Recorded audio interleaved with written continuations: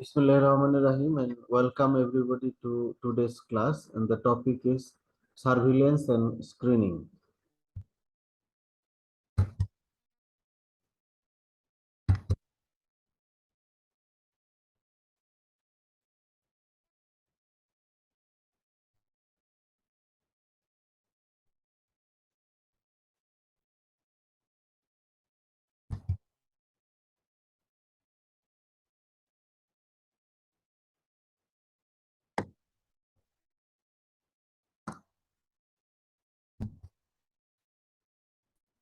Let's see what is surveillance. Definition. Surveillance may be defined as the continuous scrutiny of all aspects of occurrence and spread of disease that are pertinent to effective control. অর্থাৎ ডিজিজগুলো কোথায় কেন হচ্ছে কি কারণে হচ্ছে সেগুলো নজরদারি করাটাই হচ্ছে সার্ভেলেন্স।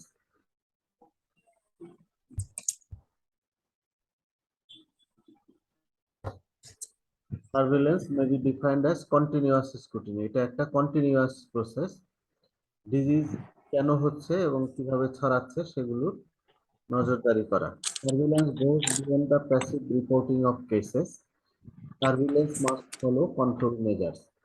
কোনো একটা জিনিস যারা আনমিউট করা আছেন মিউট করেন, noise.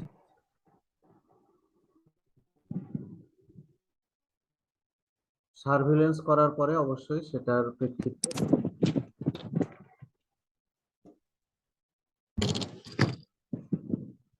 surveillance requires professional analysis and sophisticated judgment of data, leading to recommendations for control activities. Surveillance is essential for effective control and prevention and includes collection, analysis, interpretation, and distribution of relevant data for action. Surveillance is an essential prerequisite to rational design and evaluation of any disease control program. আমরা characters and dimension of surveillance program দেখব। Surveillance program বিভিন্ন বিষয়ের উপর হতে পারে। যদি কোনোটা epidemiological characteristics নিয়ে হয় তাহলে এপিডেমিওলজিক্যাল সার্ভিলেন্স, যদি ডেমোগ্রাফিক ক্যারেক্টারিস্টিক্স নিয়ে সার্ভিলেন্স হয় সেটা হচ্ছে ডেমোগ্রাফিক সার্ভিলেন্স। নিউট্রিশনাল স্ট্যাটাস নিয়ে যদি সার্ভিলেন্স হয় সেটা নিউট্রিশনাল সার্ভিলেন্স। কোনো ল্যাবরেটরি সেরোলজিক্যাল টেস্ট দিয়ে যদি কোনো সার্ভিলেন্স করা হয় সেটা হচ্ছে সেরোলজিক্যাল সার্ভিলেন্স। তাহলে এই যে চার ধরনের সার্ভিলেন্সের কথা বলা হলো, এটা মূলত হচ্ছে বিষয়বস্তু বা টপিকস এর উপরে ভিত্তি করে সার্ভিলেন্সের টাইপ বা ক্যারেক্টার ডাইমেনশন যেটাই বলেন। তো মনে রাখবেন যে টপিক বা বিষয়বস্তুর উপর ভিত্তি করে সার্ভিলেন্স চার রকমের হতে পারে: epidemiological surveillance, demographic surveillance, nutritional surveillance এবং সেরোলজিক্যাল সার্ভিলেন্স। সার্ভিলেন্সের অবজেক্টিভ রিটেন পরীক্ষায় থাকে to provide information about new and changing trends in the health status of a population, as for example morbidity, mortality, nutritional status or other indicators, and environmental hazards, health practices and other factors that may affect health.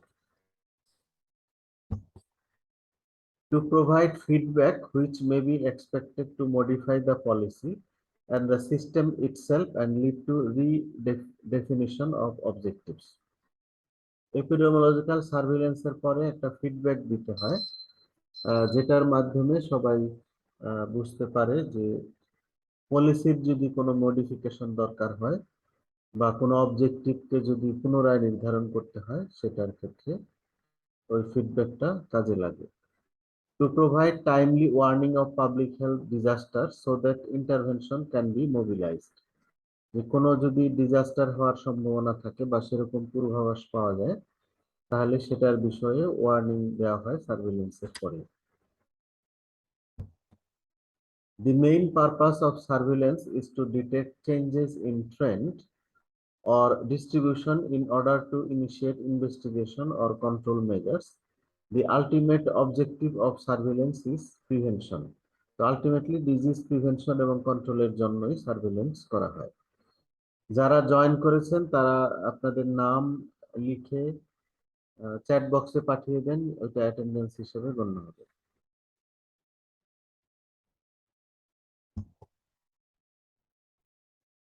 Surveillance কাদের উপরে করা হচ্ছে, মানে সাবজেক্টের উপর ভিত্তি করে বা এরিয়ার উপর ভিত্তি করে সার্ভেলেন্স আবার চার রকম। যেমন ইন্ডিভিজুয়াল সার্ভেলেন্স, কোনো একজন ইন্ডিভিজুয়াল ব্যক্তির উপরে যদি সার্ভেলেন্স করা হয় সেটা individual surveillance. Local population surveillance, যে কোনো একটা লোকালিটি স্মল এরিয়ার মধ্যে যদি করা হয় এটা local population surveillance. National population surveillance, যদি সারা দেশের লোকের উপরে কোনো সার্ভেলেন্স করা হয়। আর ইন্টারন্যাশনাল সার্ভেলেন্স, যে কোনো একটা সাবকন্টিনেন্ট অথবা সারা বিশ্বের উপর লোকের উপরে যদি সার্ভেলেন্স করা হয় সেটা হচ্ছে ইন্টারন্যাশনাল সার্ভেলেন্স। তাহলে on the basis of subject of surveillance, surveillance চার রকম হতে পারে: individual surveillance, local population surveillance, national population surveillance and international surveillance. Individual surveillance, this is surveillance of infected persons until they are no longer a significant risk to other individuals. Example হচ্ছে surveillance of an open case of tuberculosis. টিউবারকুলোসিসের case যখন open থাকে, অর্থাৎ স্পুটামের মধ্যে যখন mycobacterium tuberculosis পাওয়া যায়, সেই সময়ে ওই টিউবারকুলোসিসের পেশেন্টকে আলাদা রাখতে হয়, আইসোলেশনে রাখতে হয়, যাতে সে রোগ না ছড়ায়। তাহলে যেরকম ইন্ডিভিজুয়াল পেশেন্টের সার্ভিলেন্স করা, অর্থাৎ পেশেন্টের স্পুটাম এক্সামিন করে দেখা যে তার স্পুটামে জীবাণু বা মাইক্রোব্যাকটেরিয়াম টিউবারকুলোসিস আছে কিনা, যদি থাকে তাহলে আইসোলেশনে রাখতে হবে। তাহলে এই যে ইন্ডিভিজুয়াল পেশেন্টকে যখন কোনো একটা টেস্ট করে এভাবে সার্ভিলেন্স করা হয় সেটা হচ্ছে ইন্ডিভিজুয়াল সার্ভিলেন্স। আর এই ইন্ডিভিজুয়াল সার্ভিলেন্সের পরে যদি তার টিউবারকুলোসিস পজিটিভ পাওয়া যায় তাহলে তাকে আইসোলেশনে রাখতে হবে। এটা হচ্ছে সার্ভিলেন্সের পরবর্তী control measure. Local population surveillance, this is the surveillance of local population for a particular disease. যেমন সার্ভিলেন্স অফ ম্যালেরিয়া, যে এরিয়াতে ম্যালেরিয়া হয় সেই এরিয়াতে ম্যালেরিয়া ডিটেকশনের জন্য বা ট্রিটমেন্ট দেওয়ার জন্য, প্রিভেনশনের জন্য ম্যালেরিয়ার ক্ষেত্রে সার্ভিলেন্স করা হয় কোনো একটা লোকালিটিতে বা এন্ডেমিক এরিয়াতে। এটা হচ্ছে লোকাল পপুলেশন সার্ভিলেন্স। এরপরে national population surveillance, this is the surveillance of populations of a country for a particular disease. যেমন surveillance of small pox after the disease has been eradicated. Small pox তো সারা বিশ্ব থেকে eradicated হয়ে গেছে, তারপরেও দেখা হয় যে কোথাও হচ্ছে কিনা। যদি যদিও এখন হওয়ার সম্ভাবনা নাই, কারণ এটাকে জীবাণুকে এক্সটারমিনেশন করা হয়েছে। একইভাবে পোলিওমাইলাইটিস এলিমিনেশনের পরে বা কালাজ্বর এলিমিনেশনের পরে সার্ভিলেন্স করা হয় যে নতুন করে আবার ওই ডিজিজটা হচ্ছে কিনা।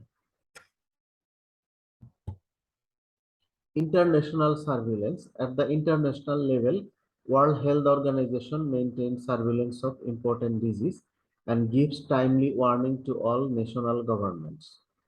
Disease under WHO surveillance, WHO influenza, malaria, poliomyelitis এই সমস্ত ডিজিজের সার্ভিলেন্স করে থাকে। এই ডিজিজগুলো কোথাও হলে সেখানে প্রয়োজনীয় ব্যবস্থা গ্রহণ করা হয়।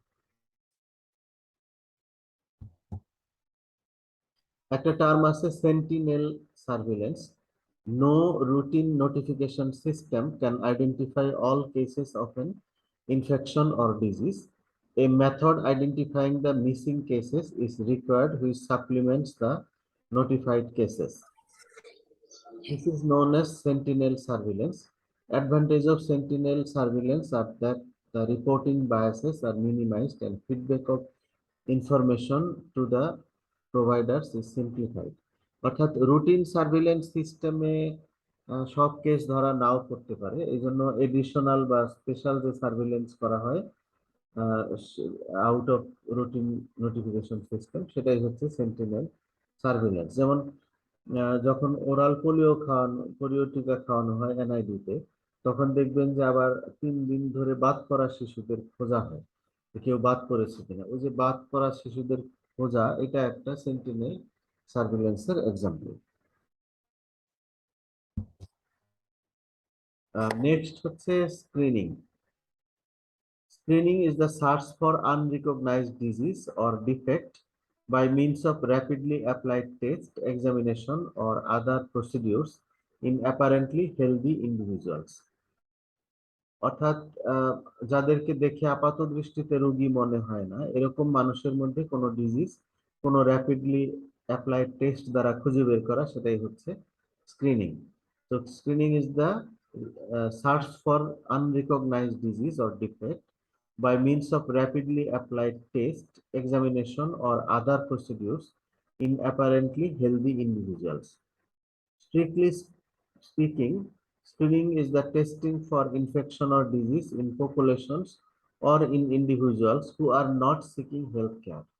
যেমন serological test for hepatitis B virus and AIDS in blood donors and premarital screening for syphilis, এগুলো হচ্ছে স্ক্রিনিং এর example. Screening differs from periodic medical examination. ফ্যাক্টরিতে বা স্কুল কলেজে পিরিয়ডিক মেডিকেল এক্সামিনেশন করা হয়, মাঝে মধ্যে মেডিকেল এক্সামিনেশন করা হয়, তো তার থেকে স্ক্রিনিং ডিফার করে। Screening capable of wide application, relatively inexpensive and requires little physician time.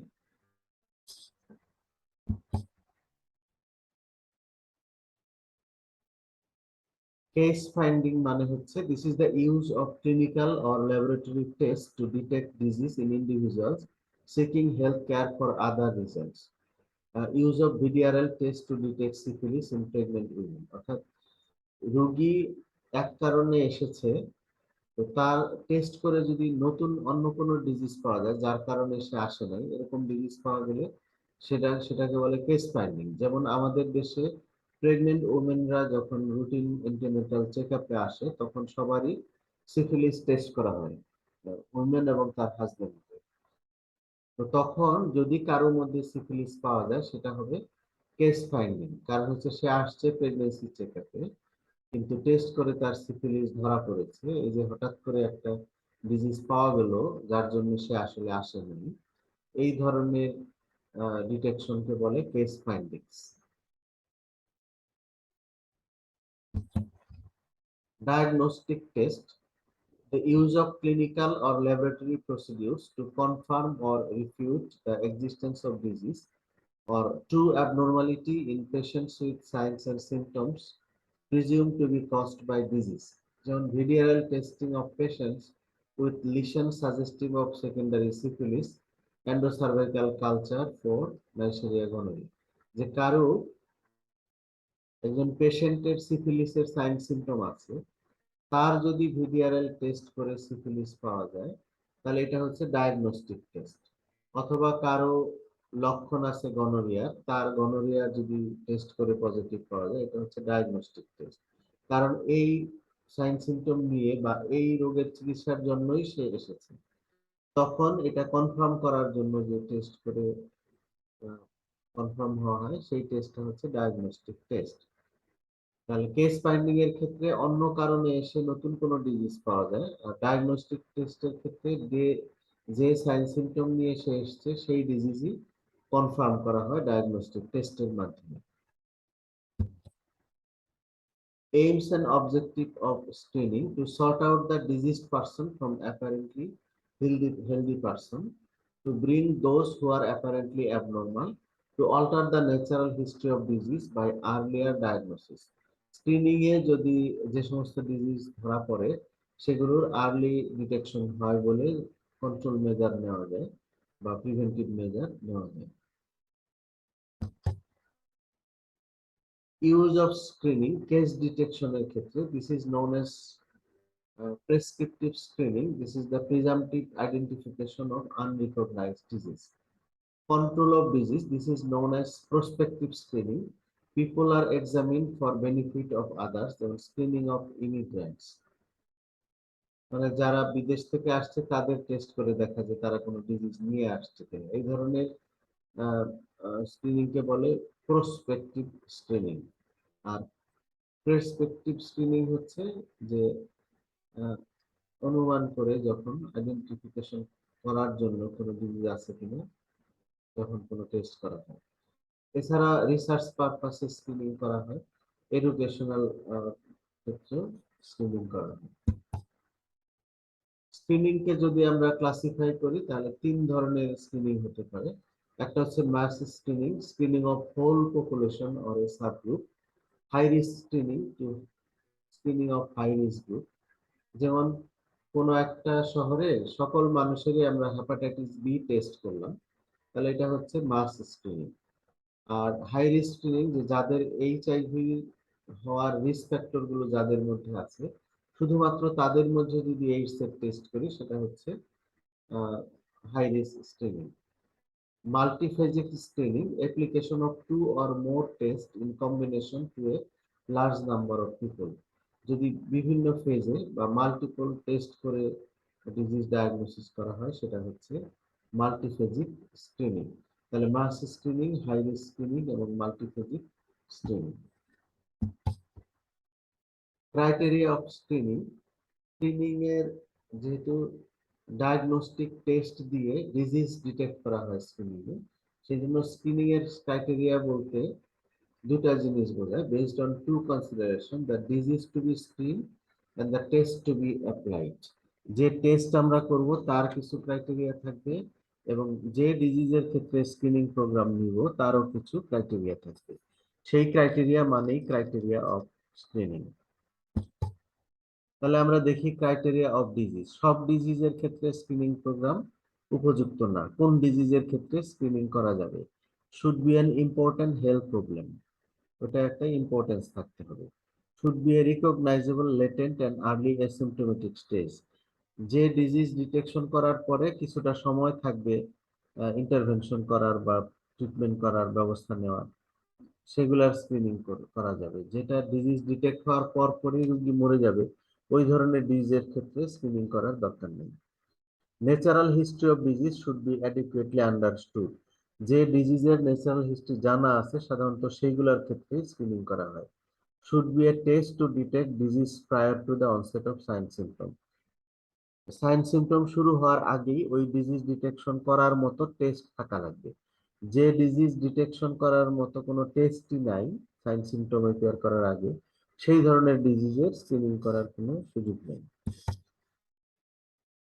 Facilities should be available for confirmation of the diagnosis, যে আমি একটা হয়তো ভেগ ডায়াগনোসিস পেলাম সেটা আবার কনফার্ম করার সুযোগ থাকতে হবে। একজনের একটা টেস্ট করে আমি এইচআইভি কনফার্ম না হয়ে বলবো না, কারণ তার এতে সমস্যা হবে। There should be an effective treatment, যে ডিজিজ স্ক্রিনিং করব, স্ক্রিনিং করে সেই ডিজিজ পজিটিভ পাওয়ার পরে তার ইফেক্টিভ ট্রিটমেন্ট থাকতে হবে। যে ডিজিজের ট্রিটমেন্টই নাই সেটার স্ক্রিনিং করে লাভ নেই।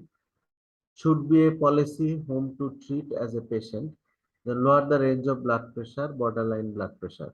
যে আমি স্ক্রিনিং করব তাহলে কাদের চিকিৎসা লাগবে কাদের লাগবে না, ব্লাড প্রেশার দিয়ে স্ক্রিনিং করব তাহলে কত ব্লাড প্রেশার থাকলে আমার ট্রিটমেন্ট লাগবে, কত থাকলে লাগবে না তার একটা গাইডলাইন থাকা লাগবে।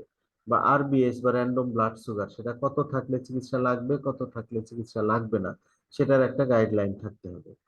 There is good evidence that early detection and treatment reduces morbidity and mortality, এবং প্রমাণ থাকতে হবে যে এই ডিজিজ আর্লি ট্রিটমেন্ট করলে মরবিডিটি মর্টালিটি কমে। যে ডিজিজ ট্রিটমেন্ট করলেও যা না করলেও তাই সেই ডিজিজের ক্ষেত্রে স্ক্রিনিং করার দরকার নেই। The expected benefits of early detection exceeds the risk and cost, risk এবং কস্টের চাইতে আর্লি ডিটেকশনটা বেনিফিশিয়াল হতে হবে। এরপরে হচ্ছে ক্রাইটেরিয়া অফ টেস্ট, আমরা যে টেস্ট করব তার ক্রাইটেরিয়া। অ্যাকসেপ্টেবিলিটি, যাদের ক্ষেত্রে এই টেস্টটা করব তাদের কাছে এবং যারা করবে উভয়ের কাছে টেস্টটা অ্যাকসেপ্টেবল হতে হবে। রিপিটেবিলিটি, the test must give consistent result when repeated more than once of the same individual or material under same condition। অর্থাৎ একটা টেস্ট, আমি একজনের ওজন মাপলাম, সেটা প্রথমবার মাপলে যা 1 মিনিট পরে মাপলেও তাই, তৃতীয়বার 2 মিনিট পরে মাপলেও তাই হবে। যদি ভিন্ন হয় তাহলে সেটা হবে না। হ্যাঁ, যদি অবজারভার ভেরিয়েশন, বায়োলজিক্যাল ভেরিয়েশন বা টেকনিক্যাল এরর থাকে, তাহলে বিভিন্ন সময় এগুলোর স্টাডি ডিফারেন্ট হতে পারে। তবে সবকিছু যদি ঠিক থাকে তাহলে একই মেশিনে ওজন 1-2 মিনিট পরে পরে মাপলে একই আসবে, সেটাই হচ্ছে রিপিটেবিলিটি বা রিলায়েবিলিটিও বলা হয়। Validity or accuracy refers to what extent the test accurately measure which it purports to measure. It has two component, অর্থাৎ কোনো একটা টেস্ট বা কোনো একটা ইনস্ট্রুমেন্ট যা মেজার করার কথা তাই যদি মেজার করে সেটা হচ্ছে ভ্যালিড। ভ্যালিডিটি দুইটা কম্পোনেন্ট আছে, একটা হচ্ছে সেন্সিটিভিটি আর একটা হচ্ছে specificity. Sensitivity is the ability of a test to identify correctly all those who have the disease, that is true positive. অর্থাৎ আমরা যদি 100 জন ডিজিজ পার্সন নেই এবং একটা টেস্ট করি, তাহলে যদি ওই টেস্টটা 80 জনকে পজিটিভ বলে আর 20 জনকে ডিজিজ থাকা সত্ত্বেও নেগেটিভ বলে, তাহলে ওই টেস্টের সেন্সিটিভিটি হচ্ছে 80%। অর্থাৎ সে 100 জন রোগীর মধ্যে 80 জনকে সঠিকভাবে ডিটেক্ট করতে পারে, বাকি 20 জনের ডিজিজ থাকা সত্ত্বেও সে ডিটেক্ট করতে পারে না। হ্যাঁ, এই জন্য তার সেন্সিটিভিটি হচ্ছে 80%। আরেকটা টার্ম হচ্ছে specificity. It is the ability of A test to identify currently those who do not have the disease, that is true negative. অর্থাৎ কোনো একটা ডিজিজের ক্ষেত্রে যদি কোনো একটা টেস্ট এরকম হয় যে আহ, আমি 100 জন ডিজিজ নাই এরকম মানুষ নিলাম এবং টেস্টটা করলাম, যদি দেখা যায় 70 জনেরই সে ডিজিজটা নেগেটিভ দিচ্ছে আর 30 জনের ডিজিজ না থাকা সত্ত্বেও পজিটিভ দিচ্ছে, তখন তার স্পেসিফিসিটি হচ্ছে 70%। অর্থাৎ সে নেগেটিভকে, অর্থাৎ ডিজিজ নাই এরকম মানুষের 70 ভাগকে নেগেটিভ হিসাবে বা সঠিক ডিটেকশন করতে পারে, বাকি 30%-এর ডিজিজ না থাকা সত্ত্বেও পজিটিভ দেখায়, তাহলে এটা হচ্ছে ফলস পজিটিভ। তাহলে এইভাবে আমরা স্পেসিফিসিটি এবং সেন্সিটিভিটি ডেফিনিশন মনে রাখবো। স্ক্রিনিং টেস্ট এবং ডায়াগনস্টিক টেস্টের মধ্যে কিছু ডিফারেন্স আছে, এটা পরীক্ষা অনেক সময় থাকে। যে screening test done on apparently healthy individual আর diagnostic test done with indicators or sick. Applied to group, screening test সাধারণত গ্রুপে করা হয় আর diagnostic test applied to single patient. Test results are arbitrary and final. Diagnostic test is not final, diagnostic টেস্টের সঙ্গে sign symptom মিলাতে হয়। Based on one criteria, screening test আর based on number of sign symptom and laboratory test. Less accurate, more accurate, less expensive, more expensive. Not a bias of treatment, used as bias of treatment. The initiative comes from the investigator. Initiative comes from the patient. অর্থাৎ patient নিজেই ডক্টরের কাছে যায় test করানোর জন্য ডায়াগনোসিসের ক্ষেত্রে, আর investigator পেশেন্টের কাছে বা মানুষের কাছে যায় স্ক্রিনিং টেস্ট করার জন্য। তো সো এইভাবে স্ক্রিনিং টেস্ট এবং ডায়াগনস্টিক টেস্ট ডিফার করে, এই ডিফারেন্সটা মনে রাখবেন। লাস্ট একটা টার্ম হচ্ছে lead time. It is the period between first possible point of detection and usual time of diagnosis.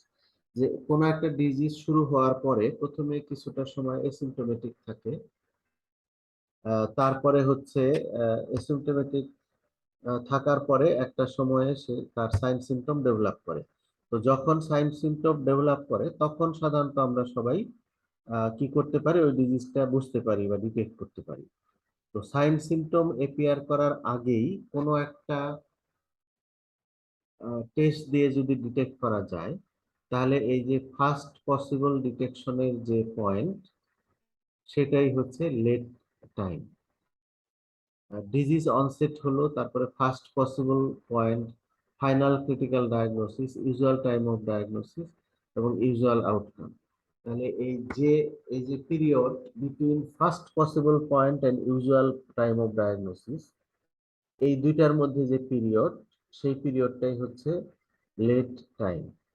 এটার ইম্পর্টেন্স কি এটা জানার, detection program should be restricted to those conditions in which you attend the sorry importance হচ্ছে detection program should be restricted to those condition in which there is considerable time lag or lead time between disease onset and usual time of diagnosis. আমি screening করে diagnosis করলাম, আর usual time of diagnosis তার মধ্যে যদি সময়ের পার্থক্য না থাকে, একই যদি হয়, তাহলে স্ক্রিনিং করার দরকার নেই। কিন্তু লেট টাইম যদি থাকে, যে ফার্স্ট পসিবল ডিটেকশন পয়েন্ট এবং ইউজুয়াল ডায়াগনোসিস তার মধ্যে যদি টাইম থাকে, একটা লেট পিরিয়ড থাকে বা লেট টাইম থাকে, তাহলে সেই ডিজিজ স্ক্রিনিং করে পরবর্তী ব্যবস্থা নেওয়া সহজ হয়।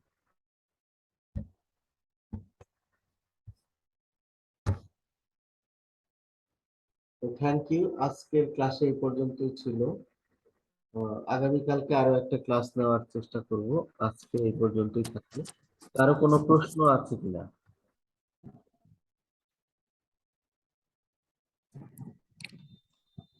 প্রশ্ন না থাকলে এখানে শেষ করছি।